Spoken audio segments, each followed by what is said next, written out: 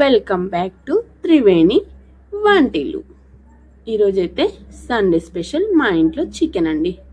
Chicken అయితే ఒక బౌల్లోకి తీసుకొని మంచిగా క్లీన్ చేసి తీసుకున్నాను. అందులోకి 3 స్పూన్ల కారం అయితే యాడ్ చేశాను. తర్వాత 1 స్పూన్ పసుపు అయితే వేశాను. తర్వాత ఒక 2 స్పూన్ల ఉప్పునైతే వేశాను. తర్వాత 1 స్పూన్ అల్లం వెల్లుల్లి పేస్ట్ని అయితే వేసాను. ఇవన్నీ కూడా చికెన్కి పట్టేలా కలిపి ఒక 15 మినిట్స్ అయితే పక్కన పెట్టుకున్నాను. తర్వాత స్టవ్ ఆన్ చేసి కళాయి పెట్టుకొని చికెన్కి సరిపడా ఆయిల్ అయితే వేసుకున్నాను. ఆయిల్ వేడెక్కిన తర్వాత దాంట్లోకి పచ్చిమిర్చిని అయితే 2గా కట్ చేసి వేసుకున్నాను.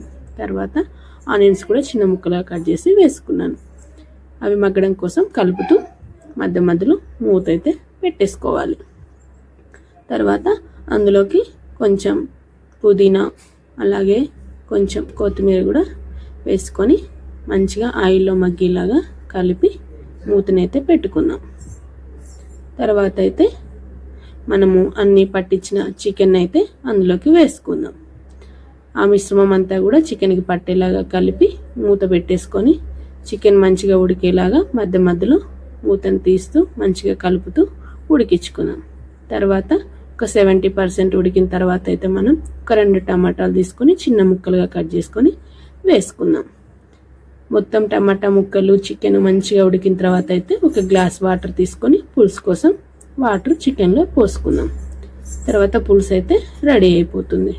తర్వాత దాంట్లో కొంచెం ధనియాల పొడి అయితే వేసుకొని మూత పెట్టేసుకుందాం.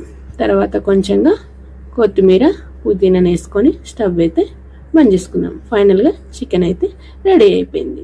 ఈరోజు మా సండే స్పెషల్ అయితే చికెన్ కర్రీ అండి. మీరేం చేశారు? మీరు కూడా చికెన్ చేశారా? మేమైతే చికెన్ చేసాము. ప్లీజ్ అండి సబ్స్క్రైబ్ మై ఛానల్, లైక్